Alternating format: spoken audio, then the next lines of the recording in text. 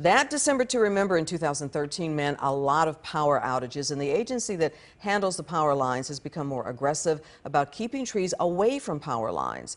But a neighborhood in Irving says Encore went too far and for the sake of safety, and now they say they're left dealing with an eyesore. Fox 4's Melissa Cutler shows us what happened. Look, Luis, you can see the transmission lines way up there, how high they are. They're roughly right over the fence line here. All the trees that you see here may be gone as soon as Monday after 2 days of tree cutting that has left homeowners outraged.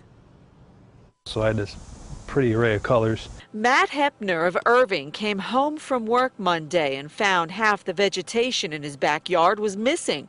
Work crews up and down Poplar Lane, chopping trees down. I'm pretty frustrated. 3 trees, a beautiful weeping willow and 2 crepe myrtles, one close to his house, gone. The weeping willow cut down to the stump by Encore workers, who he says told him the trees had to go because they were too close to the transmission lines.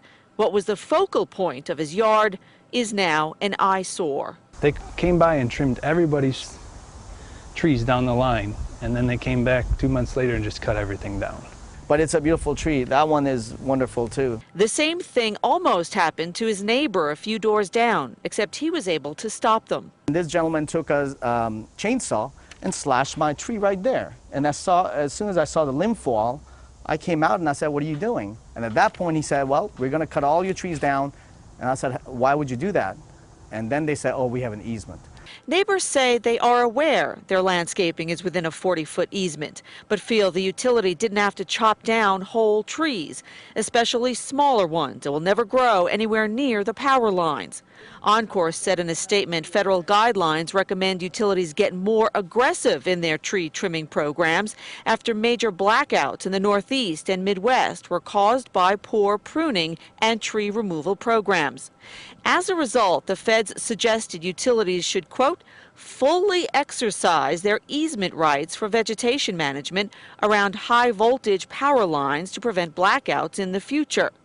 It still doesn't make sense to Hepner, who points out neighbors would have been happy to pay to prune their own trees to an acceptable level. Somebody came into my property, stole from me. That's how I feel.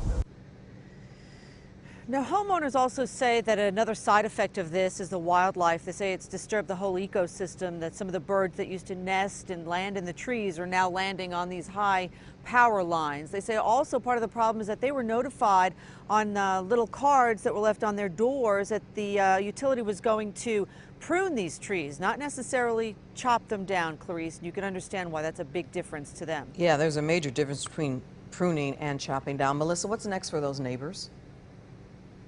Well, I mean, they're trying to figure that out right now. There is an attorney that also was affected by this, and there's some talk of, trying to get together, trying to discuss things with the utility, trying to find a different avenue to see what their next choices are, what their next, what they could do next. The thing is, Clarice, there is a 40-foot easement, and it is what it is. Now the question is, can they work with the utilities to try to help mitigate some of the expenses that they have? For example, that stump is going to cost some money to remove. Well, who's going to take care of that? The homeowner or the utility? So those are some of the muddied issues that they're going to have to grapple with now that they have this drastic change in their backyards. Yeah, lots to be resolved in that Irving neighborhood. Melissa Cutler will stay with it. Thank you.